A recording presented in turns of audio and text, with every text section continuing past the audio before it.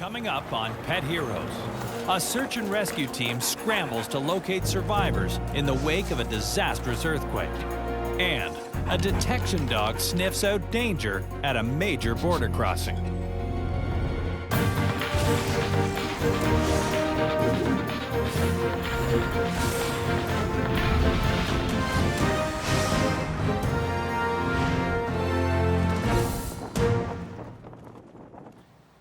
Hi, I'm Jason McCoy, and welcome to Pet Heroes.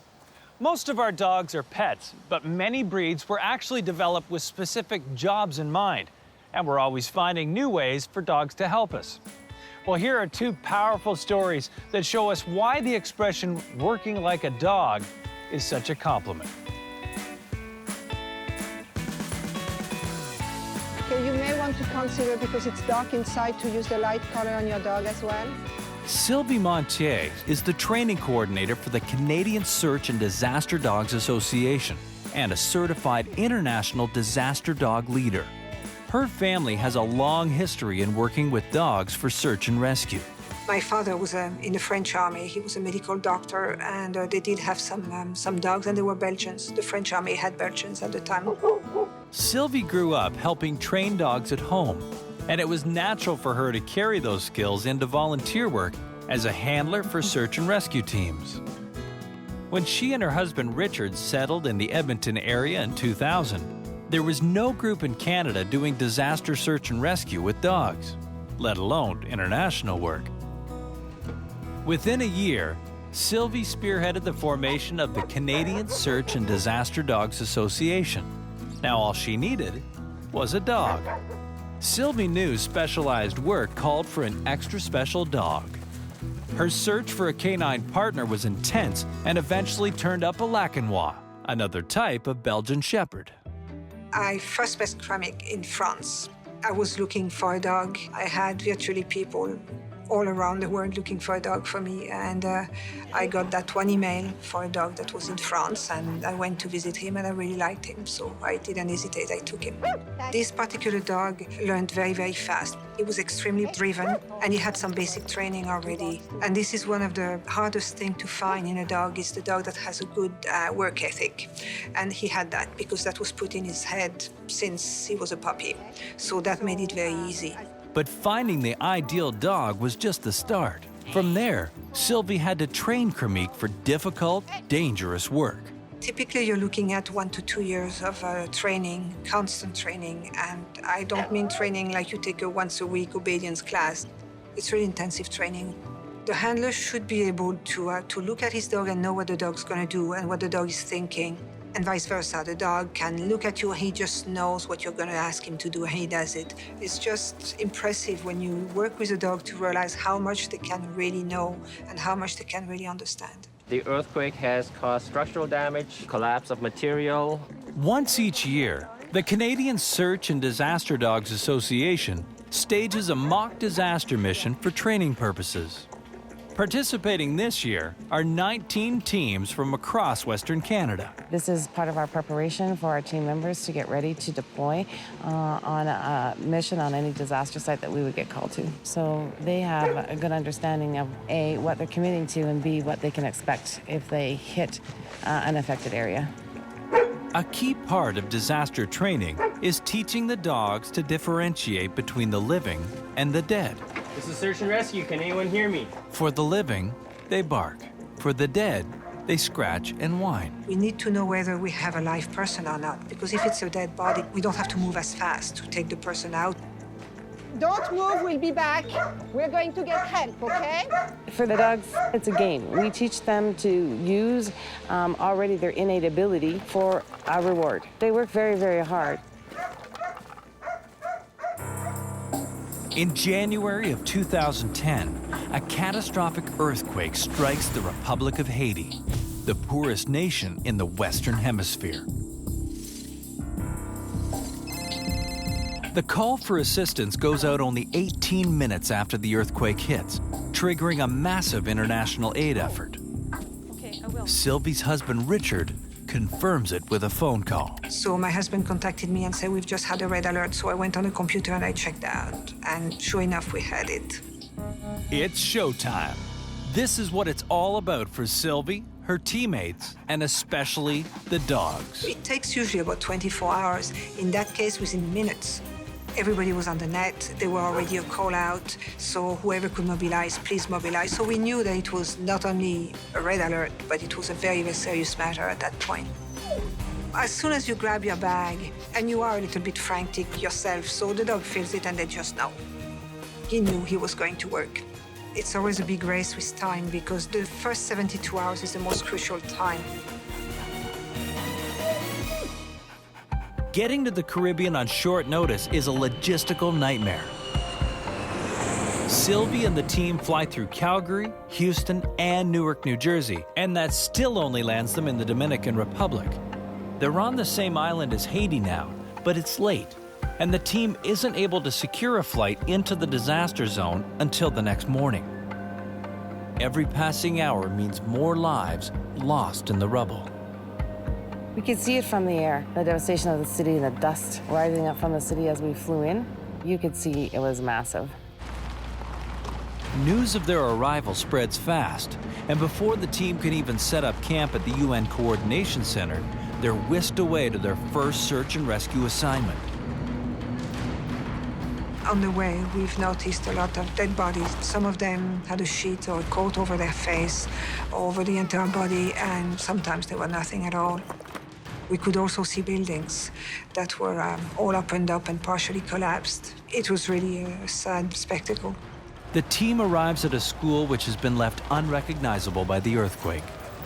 200 students are still missing. Really badly damaged. It was very unsafe. The order we had received was live only, ignore the dead. No matter when the dog was alerting on a dead person, we had to leave it and continue pursuit for life. So we worked and search, and the dogs could not indicate anything alive.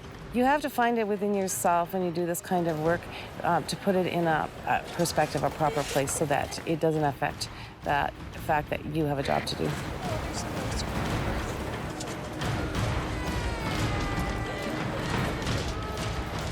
The team returns to base camp exhausted, but there's no time to rest.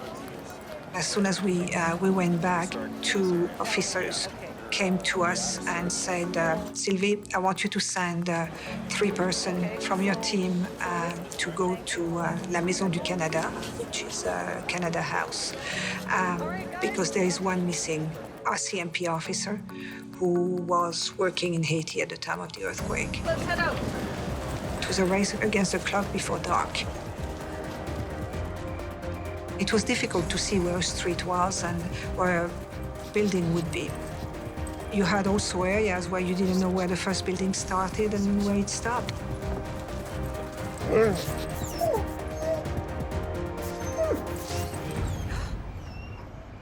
Sylvie and Kermic find what they're looking for, but sadly, not what they were hoping for. Unfortunately, we were too late. The RCMP officer was dead. We had to go back to the base without having saved him. Working in one of the worst natural disasters in the last century, Sylvie, Kermic, and the rest of the team are as yet unable to locate even one survivor amongst the rubble, and time is running out. Sylvie Monte and her search and rescue dog Kermic are in Haiti, hoping to find survivors in the aftermath of a devastating earthquake. Exhausted from lengthy travel, they set to work immediately, but day 1 ends without locating a single trapped survivor. In such a grim scenario, even Kermic's mood suffers. Certainly for a dog that's not finding anything, working day after day can be really discouraging. I don't think it'd be any different than you playing sports, and if you never won or you never got a goal, you'd certainly lose a bit of interest or lose some heart. Chris Jorgensen is a certified dog handler who has volunteered with the Canadian Search Dog Association for 15 years. It's very hard on dogs, and they seem to get quite down on themselves and require the handler then to boost them up and make it a game again and make it lots of fun so that the dogs don't get kind of dejected and run down.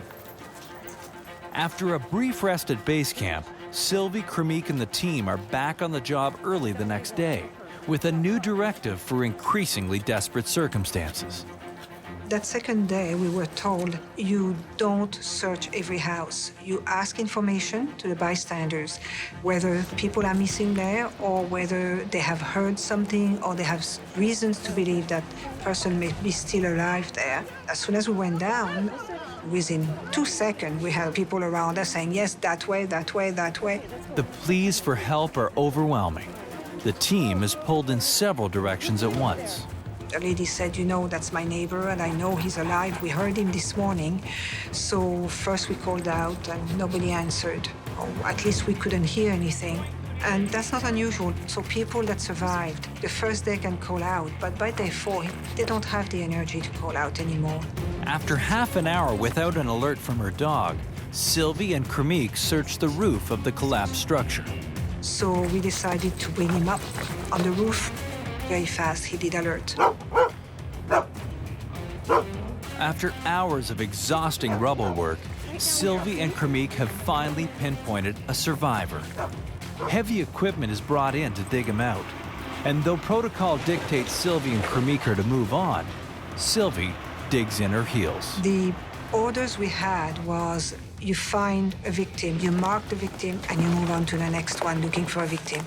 That was not going to happen. We had to find people that could take him out. Sylvie goes against orders and watches over the digging to make sure the rescued man survives. We were actually waiting quite impatiently. It took a long time. As if the rescue protocol isn't challenging enough, now Kermic seems to have a mind of his own. Beside us, there were people that had been pulled out on the first day that was dead, with a sheet over her. Nobody was paying attention to her, lots of fly around her. And Kermic started barking at her.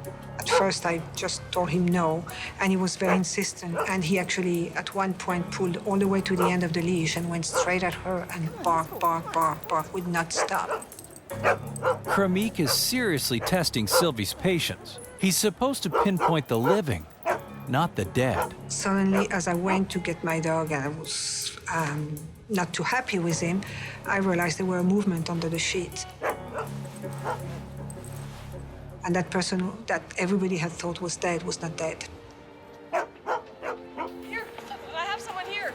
She had been pulled within the first half hour after the earthquake by a neighbor. It was for sure she was dead. Everybody said she was dead. Nobody paid attention to her, so everybody thought she was gone.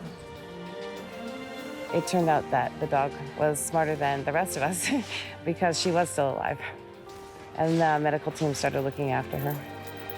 I kept remembering what I always hear and always tell people, trust your dog. If not for Kermic, a woman left for dead would surely have ended up that way.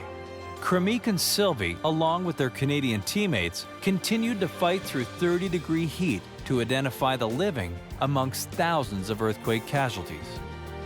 4 days after the quake, the Canadians were still locating survivors.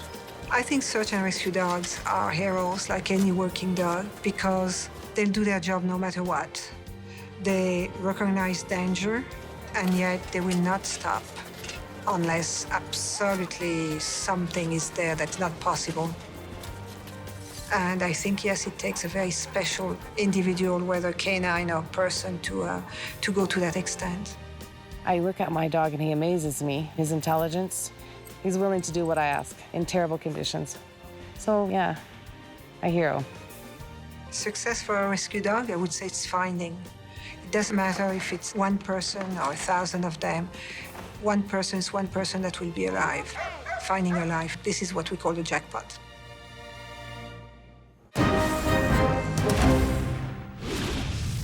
We've just seen how Kermic's and Sylvie's search and rescue teamwork saved precious lives in the aftermath of a major natural disaster. Next, we meet Trooper and Doug, a team trained to recognize danger before it becomes a crisis.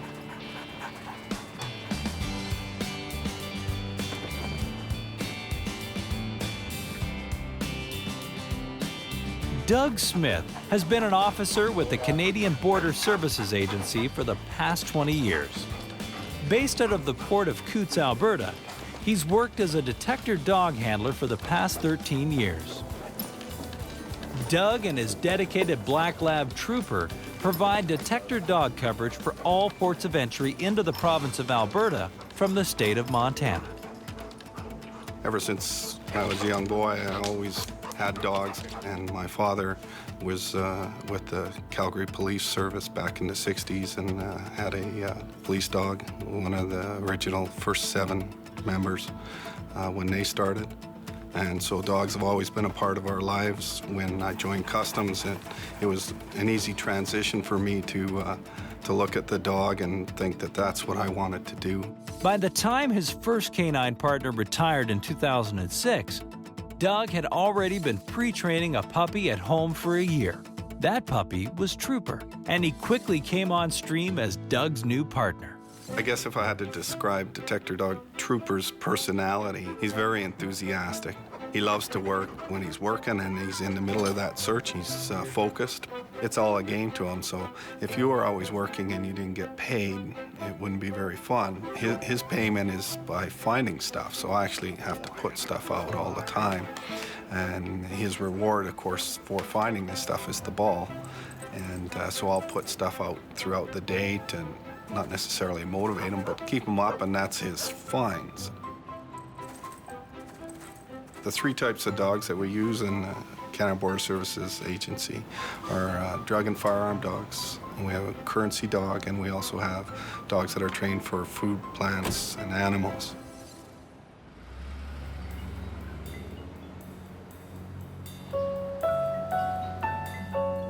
Purpose for your visit?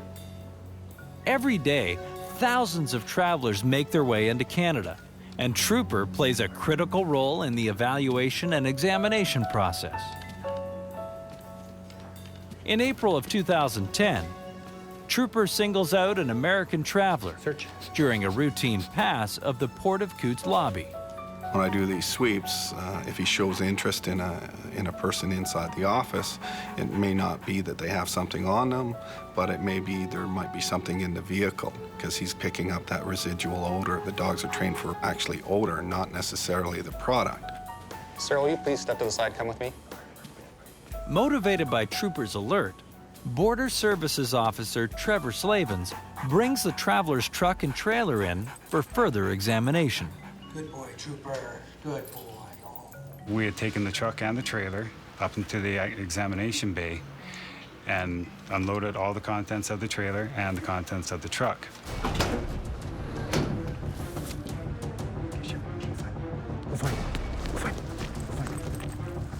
We unloaded most of the stuff in the vehicle and took Trooper through and ran through all of the household goods. Trooper shows passing interest in several articles, but officers are unable to locate any contraband. He had a few interests in some areas, and we searched it, and we weren't finding anything. We were close to letting that vehicle go, but Trooper had gone to this toolbox that was in the back of the truck a couple of times, showed some good interest. Whatever is in this toolbox keeps drawing Trooper back. Finally, Doug acknowledges his dog must be onto something substantial. So at the very end, I thought, oh, we have to look in that toolbox.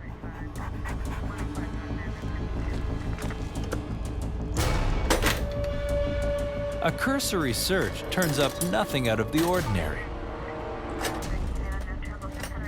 But then, pay dirt. A closer look revealed a gun barrel for a prohibited handgun that was inside. Got some questions here. We're gonna go inside and talk.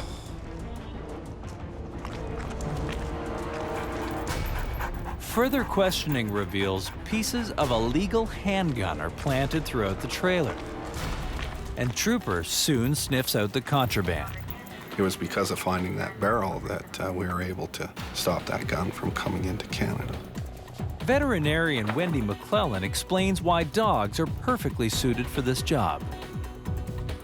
Dogs have an extraordinary sense of smell. Their olfactory bulb, which is the part of the brain used for smelling, is 40 times larger than humans, and they're able to detect odors at concentrations 100 million times lower than people, which makes them such an intricate part of search and rescue. Trooper's vastly superior senses, in conjunction with his unyielding dedication, make him and all the Detector dogs across the country a vital part of the team protecting Canada's borders. The Canada Border Services Agency has 72 Detector dog teams located across Canada. In the last 2 years, they have seized 30,000 kilos of narcotics, 30,000 kilos of food, plant, and animal products, $8 million worth of proceeds of crime. And also in the last 2 years, they have seized close to 500 firearms, in which 70% of those are handguns. Dogs like Trooper can serve a role that people and technology can't. We simply don't have the sophistication of equipment to reliably do the job that they do. Trooper and Kermic are great examples of working dogs. They're very intelligent, they're highly bonded to their owners, their work ethic is amazing, and they have a high prey drive. All these qualities make them ideal candidates, and it's very fortunate for us. You know, when you talk to kids and you do school groups, you ask them, you know, how many have dogs? And they'll put up their hands, and I'll say, do you guys like playing with your dogs? And they'll say yes, and I'll go, well, you know what, they pay me to play with a dog almost every day that I go to work, so that's a pretty good job. Trooper and Doug are great examples of how human-canine teamwork is a vital part of a nation's security. And while that team looks after things on the home front, Sylvie and Kermic take their special partnership around the globe, bringing hope to those who need it most. In both cases, man's best friend rises to the ranks of trusted partner, and we're all better off because of the amazing work they do. For more information, visit cmt.ca/petheroes.